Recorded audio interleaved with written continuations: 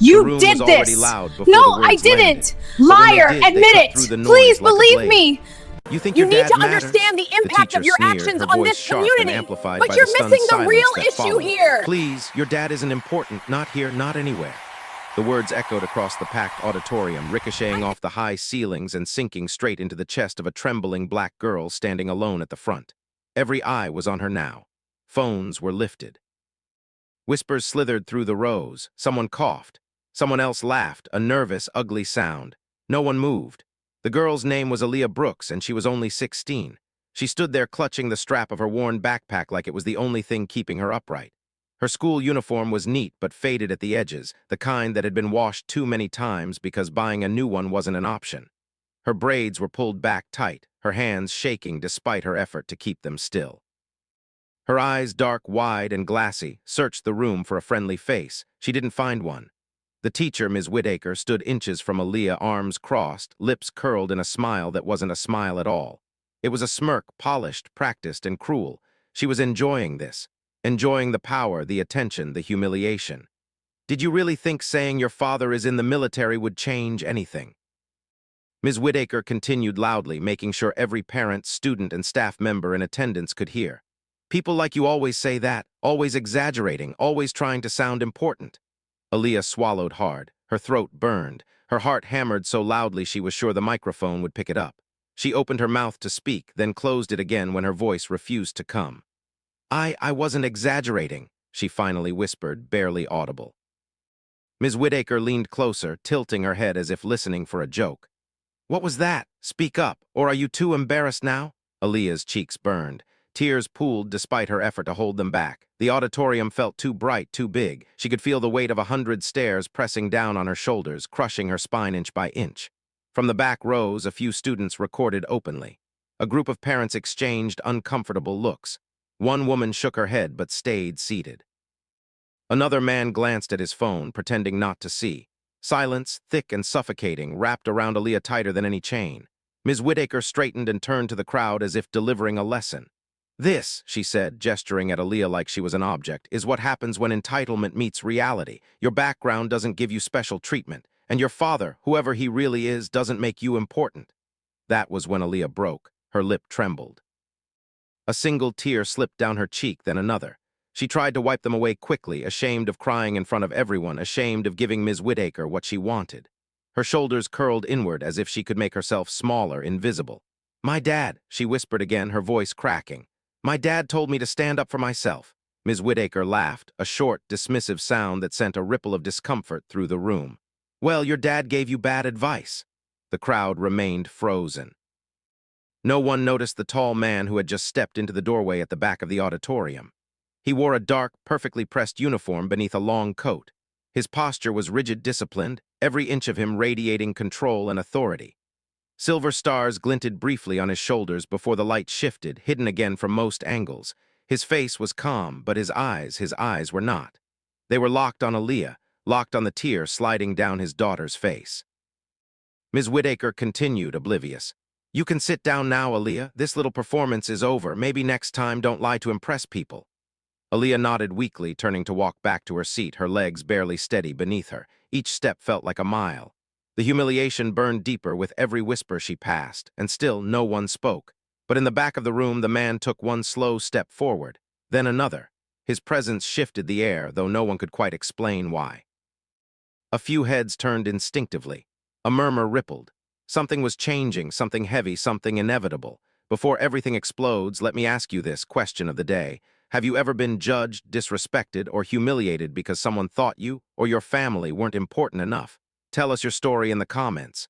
And while you're there, let us know where you're watching from today. Your voice matters here. Aaliyah reached her seat and sat down quietly, staring at her hands, convinced the worst moment of her life had just happened.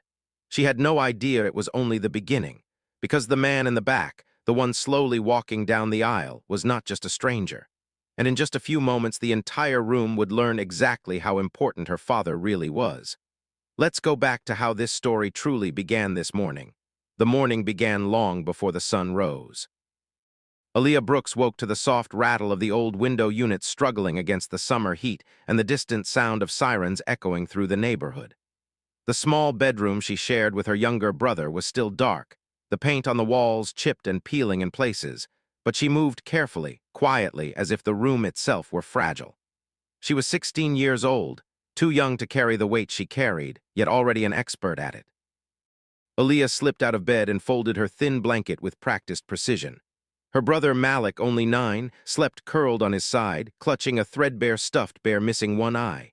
She paused for a moment, watching his chest rise and fall, then gently tucked the blanket around his shoulders. Malik had asthma and nights were often rough for him. Last night had been mercifully calm. "Thank you," she whispered, not to anyone in particular, but to whatever mercy had allowed him to breathe easily through the night. The apartment was small, 2 bedrooms, 1 bathroom, a narrow kitchen that doubled as a dining space. The floor creaked under her bare feet as she padded down the hall. In the kitchen, her mother, Denise Brooks, sat at the table with a cup of coffee gone cold in her hands. Papers were spread out before her, bills, notices, envelopes stamped in red. Denise looked up and tried to smile. "Morning, baby," she said softly. Aaliyah returned the smile, though she saw the worry in her mother's eyes immediately. She always did. "Morning, Mom." Denise was tired. Not just the kind of tired that came from long shifts at the nursing home or late nights worrying, but the deep, bone-level exhaustion of someone who had been holding a family together alone for too long. Aaliyah's father had been gone for most of her life, not by choice, but by duty. Deployments, classified locations, long silences broken only by occasional calls that came at odd hours. When Aaliyah was younger, she used to tell other kids her dad was a superhero. Now she knew better. He was something real, something dangerous, something important, but also something painfully absent. Aaliyah walked over and kissed her mother's cheek. "You didn't sleep again, did you?" Denise shrugged. "I slept enough." They both knew that wasn't true. Aaliyah glanced at the papers. She recognized some of the envelopes, the electric bill, the rent reminder, the pharmacy receipt for Malik's inhaler. Her chest tightened, but she said nothing. Instead, she turned to the stove. "I'll make eggs," she said, "and toast."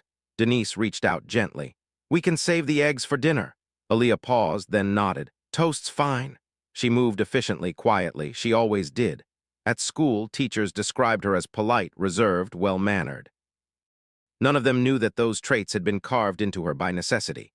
When life didn't give you room to fall apart, you learned how to stand tall even when your knees shook. As the toaster hummed, Aaliyah's thoughts drifted, like they always did, to her father, General Marcus Brooks. She wasn't supposed to say that out loud. Even at home, they rarely spoke his rank. It felt safer that way, like naming it might invite danger. But in her heart, the words were etched permanently, 4-star general. Aaliyah remembered his voice, calm, steady, grounding. She remembered the way he listened when she spoke, like her thoughts mattered. The way he told her, "Your name carries strength, Aaliyah. Never let anyone tell you otherwise." She hadn't told many people who he was, not because she was ashamed, but because experience had taught her that people didn't believe her. Or worse, they assumed she was lying. A black girl from a struggling neighborhood claiming her father was one of the most powerful men in the military. It sounded like a fantasy to them, so she stayed quiet. At school, Aaliyah was a good student, not the loudest, not the most noticed, but her grades were solid, her essays thoughtful. She loved history, especially stories about people who endured injustice and still rose. She dreamed of college, of studying political science or law, of one day fighting for people who were ignored the way she often felt ignored. But dreams didn't pay bills. "Today's the assembly, right?" Denise asked, breaking her thoughts. Aaliyah nodded. "Yeah, the scholarship recognition thing. You nervous?" "A little." Denise reached across the table and squeezed her hand. "You earned that recognition. Don't let anyone make you feel small." Aaliyah smiled, but something flickered behind her eyes. "I won't." They both knew that today mattered. The school had invited parents, teachers would speak, students would be acknowledged, and Aaliyah, because of her grades and community service, had been selected to speak briefly about perseverance. She hadn't told her mother how nervous she was. After breakfast, Aaliyah got dressed carefully, smoothing her uniform, checking her reflection in the cracked mirror. She adjusted her braids and slipped her worn backpack over her shoulder. Before leaving, she walked to the small, framed photo on the living room shelf. It showed a younger Marcus Brooks in uniform holding a toddler Aaliyah in his arms. His smile was wide, proud, protective. She touched the frame lightly. "Wish you were here," she whispered. Outside, the neighborhood was waking up. Kids ran past, laughter echoing between buildings. Aaliyah walked to the bus stop, her posture straight, her chin lifted, not out of pride, but out of habit. She didn't know that by the end of the day, her quiet strength would be tested in front of everyone. She didn't know that her father, after years of distance, was closer than she imagined. And she certainly didn't know that the dignity she carried so quietly would soon shake an entire room to its core. Not yet. By the time the school bus pulled away from the curb, Aaliyah's phone vibrated in her hand. She almost ignored it, almost. Her stomach was already tight with nerves about the assembly, about speaking in front of people who rarely looked at her twice. But something about the vibration, short, urgent, made her glance down. "Mom," Aaliyah answered quickly, pressing the phone to her ear. "Mom," Denise's voice came through strained, thinner than usual. "Baby." "I didn't want to call you while you were on the bus, but—" Aaliyah's heart dropped. "What's wrong?" There was a pause, just long enough to let fear bloom. "It's Malik," Denise said quietly. "He had an attack this morning after you left. Not a bad one, but his inhaler's almost empty. I checked the counter. There's nothing left." Aaliyah closed her eyes, gripping the edge of her seat as the bus rumbled forward. "Did you call the pharmacy?" "I did. They said the refill isn't covered until next week." "And the emergency one?" Denise swallowed. "It's expensive." "How expensive?" Aaliyah asked, though she already knew. $280. The number hit like a punch. Aaliyah felt the air leave her lungs. $280 might as well have been $2,000. Denise worked double shifts whenever she could, but rent had gone up again, and Malik's medical costs never stopped. Every extra dollar already had a destination. "We don't have that," Aaliyah whispered. "I know," Denise said. "I'm going to try calling the clinic again, see if they can." "Mom," Aaliyah interrupted gently. "What about Dad?" The line went quiet. Denise exhaled slowly. "He's in meetings all day, you know how it is, and I don't want to worry him unless it's absolutely necessary." Aaliyah bit her lip. She understood that too well. Her father carried the weight of national decisions, of lives depending on his orders. Denise had always tried to shield him from the daily struggles back home, as if love meant carrying pain in silence. "I'll figure something out," Aaliyah said quickly, even though she had no idea how. "Okay, I promise." Denise hesitated. "Aaliyah, don't put this on yourself." "It's fine," she said, forcing steadiness into her voice. "I'll talk to someone at school, maybe the counselor, or—" She stopped herself, "or maybe the scholarship office." The call ended, but the weight didn't lift. Aaliyah stared out the bus window as the city blurred past. Corner stores with barred windows, faded murals, kids playing on cracked sidewalks. This was her world. A world where emergencies didn't wait for paychecks and dignity often came at a cost. At school, the hallways buzzed with excitement about the assembly. Parents were already arriving, dressed in their best clothes. Teachers moved with purpose, clipboards in hand. Banners hung proudly. "Perseverance, excellence, future leaders." The words felt cruelly ironic. Aaliyah walked to her locker, her mind racing. She thought of Malik struggling to breathe, of her mother's tired eyes, of the empty space at the kitchen table where her father should have been. She had exhausted every option. The clinic had already said no. The pharmacy wouldn't budge. There was no family member she could call for that kind of money. And pride, whatever scraps of it she had left, suddenly felt like a luxury she couldn't afford. By mid-morning, the decision settled in her chest like a stone. She would ask for help, not from classmates, not from teachers who barely knew her, but from the administration office, the one connected to the scholarship foundation sponsoring the assembly. There were emergency funds, discretionary assistance for exceptional circumstances. She'd heard about it once. As she walked toward the office, her palms grew damp. She rehearsed the words in her head, each version sounding smaller, weaker than the last. "Excuse me, my brother is sick. I'm sorry to bother you, but I know this is inappropriate, but I'm desperate." Every sentence tasted like humiliation before it was even spoken. She stopped outside the office door, her hand hovering inches from the handle. Her reflection stared back at her from the glass, young, nervous, trying so hard to look composed. Her father's voice echoed in her memory. "There is no shame in asking for help when lives are at stake." Aaliyah took a shaky breath. This was about Malik, about keeping him breathing, about survival, even if it meant risking judgment, even if it meant being looked down on. She straightened her shoulders, wiped her palms on her skirt, and pushed the door open, unaware that this single act of desperation would set off a chain of events far bigger than she could imagine. And by the time the assembly began, there would be no turning back. The hallway outside the administration wing felt longer than usual. Aaliyah walked slowly, each step echoing in her ears, her heart beating a nervous rhythm against her ribs. The polished floors reflected the overhead lights, bright and unforgiving, as if exposing every doubt she carried inside. Students passed her in clusters, laughing, adjusting their clothes for the assembly, talking about who might get recognized. None of them noticed the quiet storm inside her. She clutched the folded paper in her hand. The pharmacy estimate her mother had emailed earlier. The creases were already worn from how many times she'd squeezed it, unfolded it, refolded it. Proof, evidence, as if she needed to justify her desperation. Her mind kept jumping between fear and hope. What if they say no? What if they think I'm lying? What if they laugh? Then another thought pushed through, fragile but persistent. What if they help? The office doors came into view, tall, glass-paneled, intimidating. Aaliyah slowed, her feet suddenly heavy.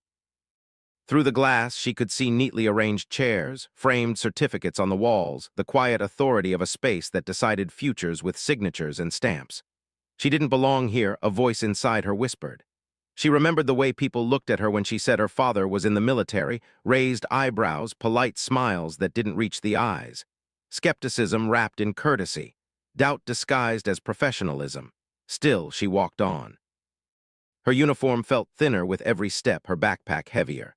She was acutely aware of how modest she looked compared to the parents she'd seen earlier, designer handbags, polished shoes, confident strides. This school served students from all backgrounds, but moments like this reminded her exactly where she stood. At the office entrance, she stopped. Her reflection stared back again, this time older somehow, more tired, more aware. She lifted her chin just a little. Her father had always said posture mattered, not because it impressed people, but because it reminded you of your worth. "You can do this," she whispered to herself. Inside, the secretary glanced up briefly, then back down at her computer. "Can I help you?" Aaliyah stepped forward. I was hoping to speak to someone about emergency assistance." The woman's fingers paused on the keyboard. She looked Aaliyah up and down, her expression neutral but distant. "Do you have an appointment?" "Oh," Aaliyah admitted, "but it's urgent." The secretary sighed softly and gestured to a chair. "Wait there." Aaliyah sat, folding her hands in her lap, her knee bouncing despite her effort to stay still. Minutes stretched. Voices drifted from behind closed doors. Somewhere a printer hummed. Finally, the door opened. "Ms. Brooks." Aaliyah stood quickly. "Yes, come in." The woman led her into a smaller office where Ms. Whitaker sat behind a desk, flipping through a folder. She didn't look up right away. Aaliyah's stomach tightened. Ms. Whitaker was a senior faculty member, respected, influential, known for her strict standards and sharp tongue. She was also the one overseeing student presentations for the assembly. "Yes," Ms. Whitaker said curtly, finally lifting her eyes. Aaliyah swallowed. "Thank you for seeing me. This is about emergency support. My younger brother has asthma and his medication." Ms. Whitaker's expression hardened almost instantly. "This is not the appropriate time," she said. "We're preparing for the assembly." "I understand," Aaliyah said quickly, "but it's really urgent. The refill isn't covered," and Ms. Whitaker held up a hand. "I'm aware of how insurance works." Aaliyah flinched but continued. "I just wanted to ask if there's any discretionary fund or—" Ms. Whitaker leaned back in her chair, eyes narrowing. "You're the student speaking today, correct?" "Yes, ma'am, and now you're asking for money." Aaliyah's cheeks burned. "It's not for me, it's for my brother." "I wouldn't ask if I had another option." Ms. Whitaker closed the folder with a sharp snap. "This school has rules, procedures. We don't hand out money based on emotional appeals." Aaliyah felt the familiar sting of judgment. "I can show you the paperwork, and my father—" Ms. Whitaker's lips curled slightly. "Your father. He's in the military," Aaliyah said quietly. "He told me to." Ms. Whitaker cut her off with a dismissive laugh. "That's enough." The room seemed to shrink. "Listen to me," Ms. Whitaker said coolly. "I don't know what kind of stories you tell at home, but using your father to pressure this office is inappropriate." "I'm not trying to pressure anyone," Aaliyah said, her voice trembling. "I just—" "Save it," Ms. Whitaker snapped. "We'll discuss this after the assembly." Aaliyah stood there, frozen, her hope cracking. Ms. Whitaker rose from her chair. "You should focus on your speech, and I suggest you keep personal matters out of professional settings." The meeting was over. Aaliyah walked out of the office feeling smaller than when she'd entered. The hallway felt colder now, the lights harsher. She pressed the folded paper tighter in her hand, blinking back tears. As she headed toward the auditorium, fear walked beside her, but so did something else. A quiet, stubborn hope. Because even now, she believed someone would listen. She just didn't know yet how public the moment would become. The auditorium was nearly full when Aaliyah stepped inside. Rows of chairs stretched across the wide room, occupied by students in crisp uniforms, parents dressed in their best clothes, and faculty members moving with rehearsed authority. The stage lights were bright, almost blinding, casting a sharp glow over the podium at center stage. A large banner hung behind it, reading "Celebrating Excellence and Perseverance." Aaliyah took her assigned seat near the front, her hands clasped tightly in her lap. Her heart still hadn't slowed from the encounter in the office. Ms. Whittaker's words echoed in her head, each one replaying with cruel clarity. Emotional appeals, stories you tell at home, inappropriate. She tried to focus on her breathing. In through the nose, out through the mouth, just get through the assembly, she told herself. Then she'd figure out what to do next. The principal stepped up first, welcoming everyone. Applause followed politely. Aaliyah barely heard it. Her phone buzzed softly in her pocket, another message from her mother. He's okay for now, but I'm worried. Aaliyah closed her eyes for a brief second, then slipped the phone away. She had to be present. She had to stand tall. Next, the principal announced, we have a short reflection from one of our outstanding students, Aaliyah Brooks. A ripple of applause moved through the room. Aaliyah stood on unsteady legs and walked toward the stage. Each step felt heavier than the last. She climbed the stairs, her palms damp, her throat dry. She reached the podium and adjusted the microphone slightly. For a moment, she saw only faces, too many faces, some curious, some bored, some already judging. She began anyway. Good morning, she said softly, then steadied her voice. My name is Aaliyah Brooks, and today I want to talk about perseverance. Her speech was heartfelt, simple, honest. She spoke about challenges, about responsibility, about believing in yourself even when no one else seems to. She didn't mention her brother. She didn't mention money. She didn't mention her father. She just spoke her truth. When she finished, the applause was warm, genuine. Aaliyah felt a flicker of relief as she stepped back from the podium. That was when Ms. Whittaker stood up. The applause faded into confusion as Ms. Whittaker walked briskly toward the stage, heels clicking sharply against the floor. She reached the steps and turned to face the audience, smiling thinly. Thank you, Aaliyah, she said loudly. That was heartfelt. Something in her tone made Aaliyah's stomach drop. Ms. Whittaker turned back to Aaliyah. Before you sit down, there's something we need to address. Since today is about honesty and perseverance, I think it's a good time. Aaliyah froze. I believe, Ms. Whittaker continued, that you attempted earlier today to bypass school procedures by requesting emergency funds. A murmur swept through the audience. Aaliyah's face burned. Ms. Whittaker, I didn't. And, Ms. Whittaker cut in smoothly, you attempted to justify this request by invoking your father.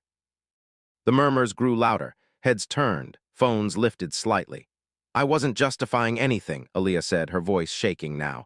I was explaining my situation. Ms. Whittaker tilted her head. Your situation? Yes, ma'am, my brother is sick. He needs medication.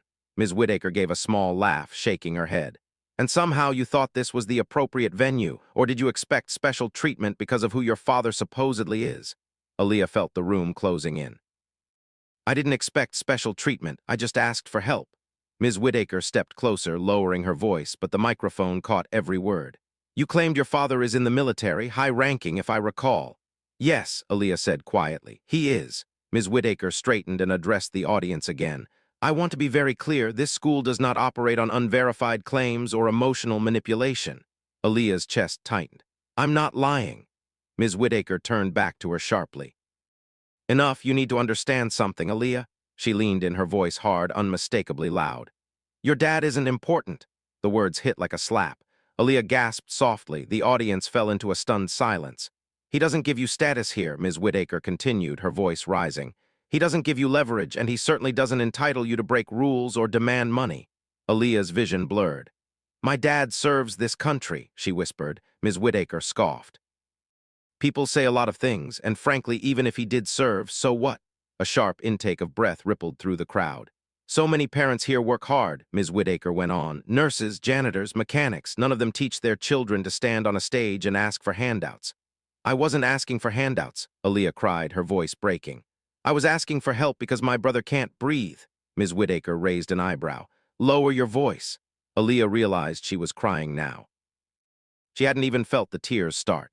Her hands shook as she tried to wipe them away, but they kept coming.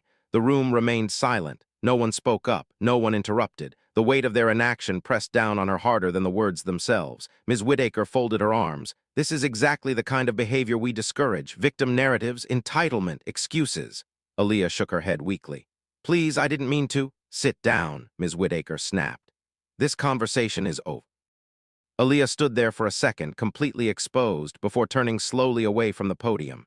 She could feel eyes following her every step as she descended the stairs. Whispers erupted behind her. Did you hear that?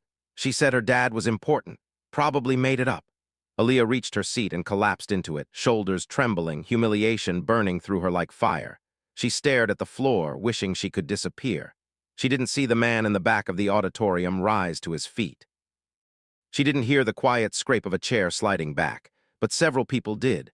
And as he began walking down the aisle, his presence calm, controlled, unmistakably powerful, something in the room shifted.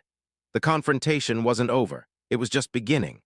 Aaliyah sat frozen in her chair, her head bowed, her hands clenched so tightly in her lap that her fingernails pressed half-moons into her skin. She barely felt the pain. What hurt more was the quiet. The whispers that had followed her back to her seat faded quickly, replaced by an unbearable stillness. It was the kind of silence that didn't comfort, it accused. A silence that said, "We see you, but also we will not help you." Her chest rose and fell in short, uneven breaths. She tried to slow them, tried to remember how her father had taught her to ground herself when panic crept in. Inhale 4 counts. Hold. Exhale 4 counts. But her body wouldn't listen.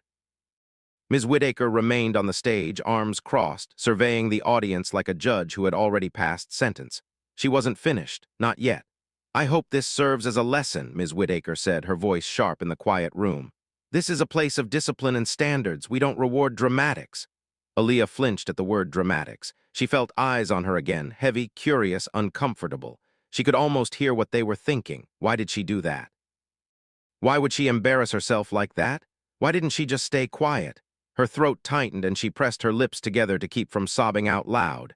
She told herself to stand up, to walk out, to salvage what little dignity she had left, but her legs wouldn't move. Ms. Whittaker descended the stage steps and stopped near the front row, still speaking, still loud enough for everyone to hear. "Students must understand," she continued, "that personal hardship does not excuse inappropriate behavior. We all have struggles." Aaliyah's hands began to shake visibly now. Does she think I wanted this? Aaliyah thought. Does she think I wanted to beg? She felt small, smaller than she ever had in her life. Her mind drifted to Malik, his wheezing breaths, the way his chest tightened during attacks, the fear in his eyes when air wouldn't come easily. She imagined him needing his inhaler tonight, tomorrow. Imagined her mother pacing the apartment, helpless, and here she was sitting in a room full of adults, educators, leaders, utterly alone. "I'm sorry," Aaliyah whispered without realizing she'd spoken aloud. Ms. Whittaker stopped mid-step and turned sharply. "What did you say?" Aaliyah looked up, tears streaking her face now, her voice barely holding together.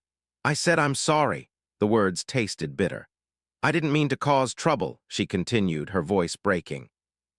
"I didn't mean to interrupt the assembly. I didn't know where else to go." Her shoulders shook as she fought to keep control. "I wasn't lying about my dad, and I wasn't asking for special treatment. I just wanted my brother to be able to breathe." For a moment, just a moment, it seemed like the room might soften, but Ms. Whittaker's expression didn't change. "This is not appropriate," she said coldly. "You're being disruptive. If you can't compose yourself, you should step outside." The words landed like a final blow. Aaliyah nodded weakly, humiliation washing over her in waves. She pushed herself up from her seat, legs trembling, and reached for her backpack. As she did, she glanced around the room one last time. She saw a mother avert her eyes, a father shift uncomfortably in his chair. A teacher press her lips together but say nothing. No one stood, no one spoke, no one defended her. The silence screamed louder than Ms. Whittaker ever could. Aaliyah took one step toward the aisle, then another. Each movement felt like walking through deep water. Her vision blurred, tears spilling freely now. She wasn't even trying to stop them anymore.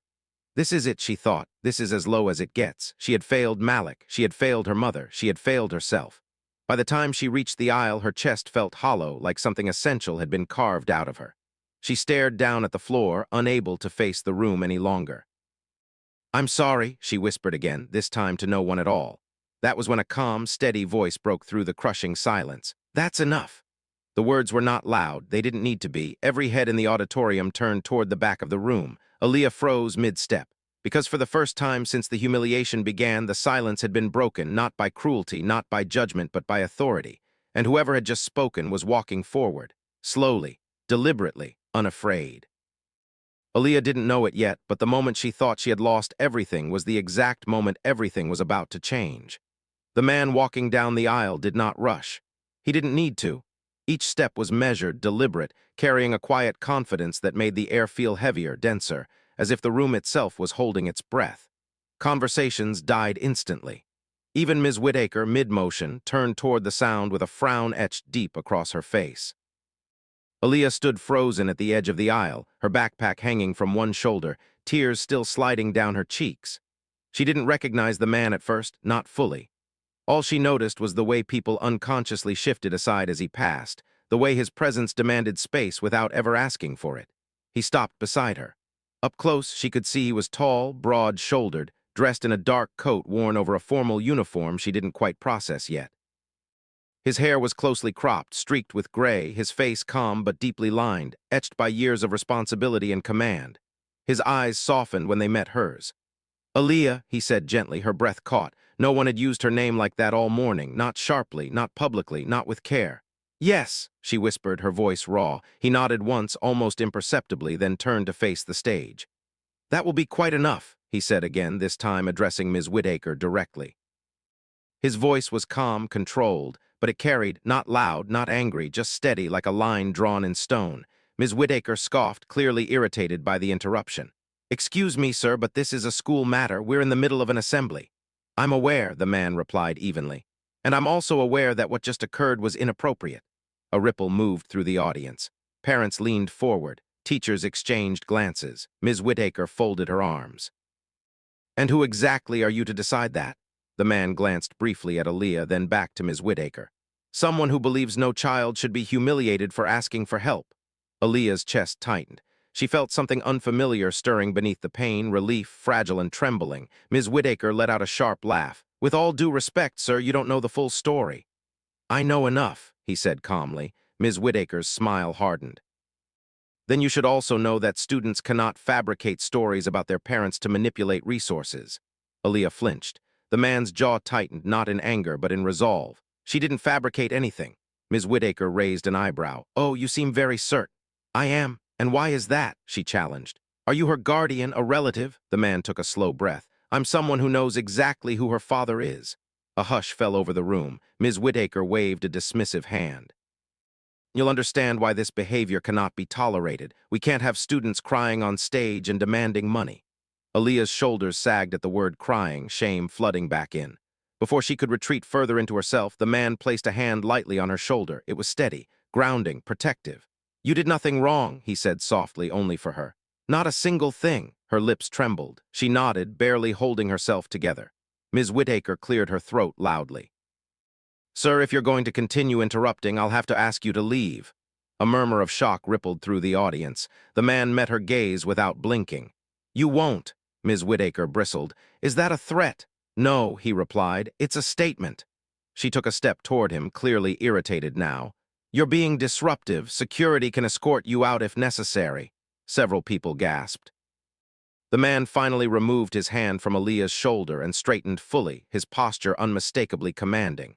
Even out of uniform, even without a single raised word, he radiated authority that couldn't be taught, only earned. "I suggest," he said calmly, "you choose your next words very carefully." Ms. Whittaker laughed again, but it sounded thinner this time. "Or what? You'll complain to the principal, write an angry email." The man's eyes flicked briefly to the audience, then back to her.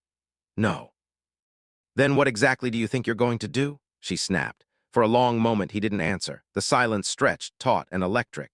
Aaliyah felt her heart pounding, not with fear this time, but with anticipation. Something was shifting. She could feel it in the way the room leaned forward, in the way Ms. Whittaker's confidence wavered just a fraction. The man reached into his coat slowly. A few people inhaled sharply, unsure of what to expect. He withdrew his hand, but not a weapon, not a phone. Just a simple, official identification folder. He held it at his side for now, unopened.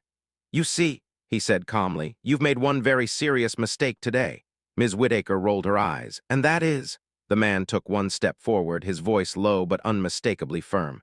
"You assumed this child was powerless." The room fell completely silent. Aaliyah looked up at him, her tears slowing, confusion mixing with something else, recognition just at the edges of her mind. The man turned slightly toward her, his expression softening once more. "Stay right here," he said quietly. "I've got you." Then he faced Ms. Whittaker again. "And now," he added, "we're going to have a very different conversation." The balance of power had shifted. Ms. Whittaker just didn't realize yet how completely her world was about to turn upside down. The auditorium was so silent that the hum of the lights overhead suddenly felt deafening. Ms. Whittaker stood rigid near the stage, arms still crossed, but the certainty she'd carried moments ago was cracking. She tried to mask it with irritation, but her eyes kept flicking to the folder in the man's hand. "Sir," she said sharply, forcing a laugh that convinced no one. This is becoming ridiculous. You're causing a scene. The man didn't raise his voice. He didn't need to. Instead, he took one slow step forward, positioning himself fully between Ms. Whittaker and Aaliyah, an unmistakable act of protection. The gesture alone drew a quiet gasp from somewhere in the crowd. You already caused the scene, he replied evenly. I'm just stopping it. Ms. Whittaker's lips tightened. You don't get to walk into a school assembly and lecture faculty.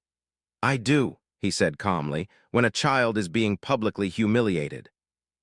Aaliyah stood behind him now, her hands trembling at her sides. Her tears had slowed, replaced by confusion and a strange, pounding hope. Something about the man's voice tugged at her memory, late-night phone calls, steady reassurance, the same calm strength she'd leaned on since childhood. But no, it couldn't be. Ms. Whittaker shook her head. You keep defending her as if you know her personally.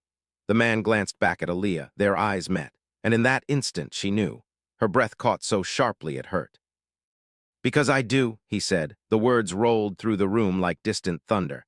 Ms. Whittaker scoffed, but her voice wavered just a little. Then enlighten us. Who are you supposed to be? The man finally opened the folder. Inside, the paper caught the light, clean, official, unmistakable. He lifted it just high enough for Ms. Whittaker to see first. Her eyes dropped to it, then widened. The color drained from her face so fast it was almost frightening. That's impossible, she whispered. The man turned slightly, now holding the document so the front rows could see the insignia at the top. Whispers erupted instantly, spreading like wildfire through the audience. No, is that?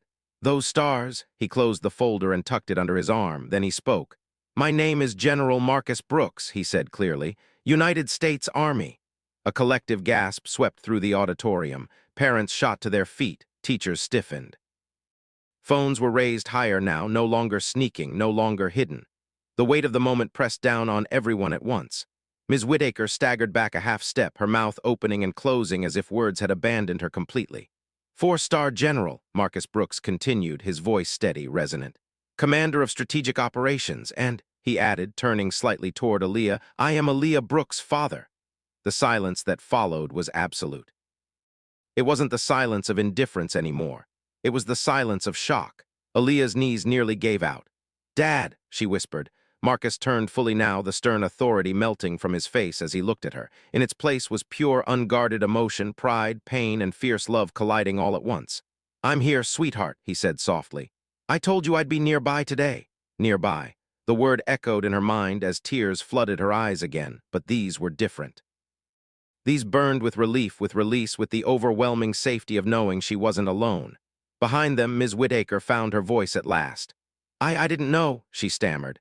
General, I assure you if I had known, Marcus Brooks turned back to her slowly. His expression was calm. That was what made it terrifying. You didn't know, he repeated. Exactly. He stepped closer, his presence commanding the space without effort. You didn't know who her father was, and that is precisely why what you did is unacceptable. Ms. Whittaker swallowed hard. You told my daughter, Marcus continued, his voice measured, that her father wasn't important. He paused, letting the words sink in. Today, he went on, you didn't insult me. Her brow furrowed in confusion. You insulted every child who comes from a family without visible power. You taught this room that dignity depends on status. The crowd shifted uncomfortably. Heads bowed, some parents looked away, ashamed. Marcus gestured lightly toward Aaliyah. This young woman stood on that stage with courage. She asked for help because her brother's life depends on medication, and you chose to make an example of her. Ms. Whittaker's voice trembled. I was enforcing policy. No, Marcus said firmly. You were enforcing prejudice. The word hit like a gavel. A murmur of agreement rippled through the crowd now, soft at first, then growing. Marcus turned to the principal, who had gone pale and rigid in his seat. I expect this incident to be addressed immediately. Yes, General, the principal said quickly, standing. Of course. Marcus looked back at Ms. Whittaker one last time. You questioned my daughter's honesty, you questioned her worth, and you did it publicly. He let out a slow breath. That is a failure of character, he said quietly, not procedure. Ms. Whittaker's shoulders sagged. The power she'd wielded so freely minutes ago was gone, drained, exposed, replaced by the full weight of accountability. Aaliyah stood beside her father now, her hand clutching the sleeve of his uniform. She felt small next to him, but not powerless. For the first time all day, the room was looking at her differently, not with pity, not with doubt, but with understanding. And as the reality of what they had witnessed settled over the crowd, everyone knew this moment would not end quietly. Justice had entered the room, and it wasn't leaving empty-handed. The principal cleared his throat, his hands trembling slightly as he stepped forward. The authority he usually carried now felt fragile, exposed under the weight of what had just been revealed. "General Brooks," he began, voice tight, "on behalf of the school, I want to formally apologize for what your daughter experienced today and for our failure to protect her." Marcus Brooks nodded once, his face unreadable. "But apologies," the principal continued, turning slowly toward Ms. Whittaker, "are not enough." The room felt charged, as if everyone understood that what came next would matter, not just for Aaliyah, but for every student watching. "Ms. Whittaker," the principal said, his voice firm now, "your conduct today was unacceptable, unprofessional, and in direct violation of this school's ethical standards." Ms. Whittaker's face was pale, her lips pressed together as if holding back panic. "Effective immediately," he continued, "you are relieved of your duties pending a full investigation." A collective intake of breath swept through the auditorium. Ms. Whittaker opened her mouth.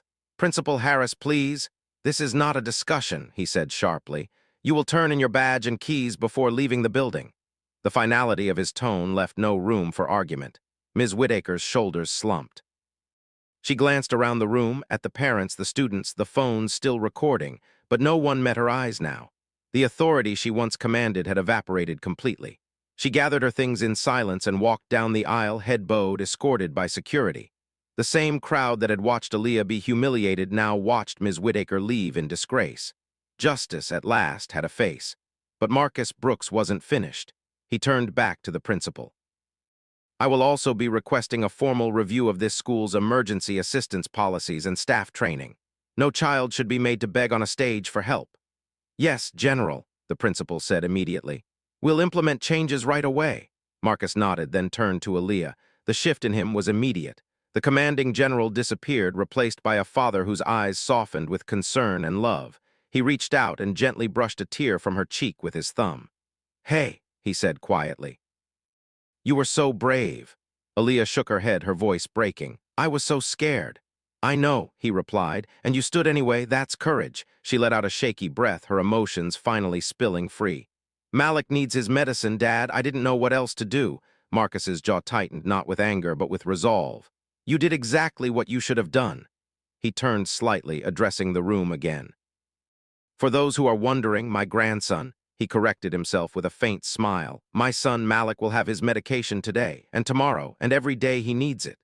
The relief that flooded Aaliyah was so intense she had to grip her father's arm to stay upright. Marcus continued, his voice steady but warm. "But this is bigger than my family." He gestured toward Aaliyah. "This young woman should never have had to face what she faced today, and no other child should either." The principal nodded emphatically. "We will establish an immediate medical assistance fund for students in crisis. Confidential, accessible, no public scrutiny." A wave of emotion rippled through the audience. Some parents wiped their eyes. A teacher in the second row covered her mouth, shaken. Marcus turned back to Aaliyah once more. "As for you," he said softly, "you're coming home with me tonight." Her eyes widened. "You mean?" "I mean I'm taking leave," he said. "Long enough." Tears streamed freely now. "But your work, my most important work," he said gently, "is right here." Later that afternoon, in the quiet of the school office, the care went beyond promises. Marcus arranged immediate payment for Malik's medication and scheduled follow-up care with a top pediatric pulmonologist. He spoke calmly, efficiently, moving mountains with phone calls that took minutes instead of months. But he also listened.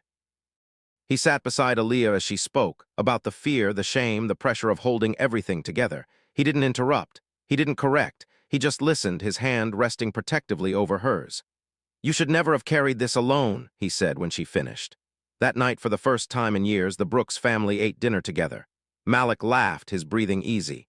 Denise cried quietly, overwhelmed by relief and gratitude. Aaliyah watched her father across the table, still half afraid he might disappear again. He didn't, because justice had come, but grace had stayed. And for the first time, healing had begun. 3 years later, the Brooks family stood on the steps of a large, modern building, bright glass windows reflecting the sunlight like a promise. Aaliyah looked different now. She wasn't just older, she was transformed. The shy, frightened girl who once trembled in a school auditorium had become a young woman who walked with confidence, her posture strong, her gaze steady. Her braids were neatly styled, her clothes simple but elegant. She wore a graduation cap in her hands, ready for the ceremony she'd worked so hard to reach. Behind her, Malik bounced on his toes, excited and energetic, his inhaler now a simple part of his routine, not a fear.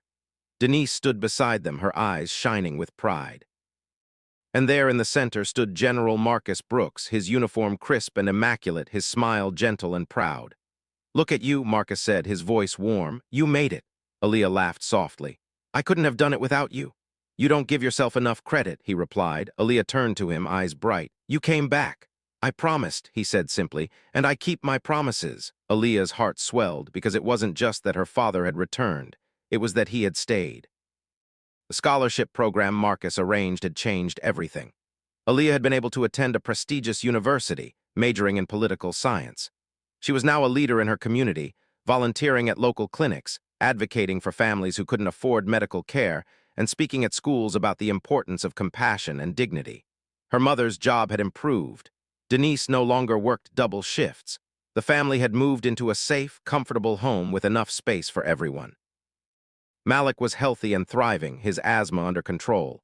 But the greatest change wasn't the house, the money, or the opportunities. It was the peace. Aaliyah had finally learned to breathe without fear. That afternoon at her graduation ceremony, Aaliyah was asked to give the keynote speech. She stepped up to the podium and looked out at the crowd, students, teachers, families, and community leaders. She saw faces that had once been strangers, now turned into supporters. She saw people who had once judged her now watching her with respect. She took a deep breath, and she spoke. "Today," she said, "I stand here not because I was lucky, but because someone chose to believe in me when I was at my lowest. I stand here because I was not afraid to ask for help. I stand here because my dignity was never defined by the opinions of others." The crowd erupted into applause. Aaliyah paused, tears forming in her eyes, and continued. "Some people will try to make you feel small. Some people will judge you without knowing your story. But your value doesn't come from what others think. Your value comes from your courage, your heart, and the truth of who you are." She looked down at the audience and smiled softly. "And if you ever feel alone," she added, "remember this: kindness can change a life, and one act of compassion can turn a moment of pain into a lifetime of hope." As the applause washed over her, Aaliyah saw her father standing at the edge of the crowd, his eyes shining with pride. She knew in that moment that her life had truly changed, not because she was given a second chance, but because she learned to believe she deserved it. Moral: never judge someone by their appearance or circumstances, because you never know the battles they're fighting. A single act of kindness can change a life forever, and compassion is the most powerful form of justice. If this story touched your heart, please like, share, and subscribe for more inspirational stories. And remember, your voice matters, so leave a comment below and tell us what this story meant to you.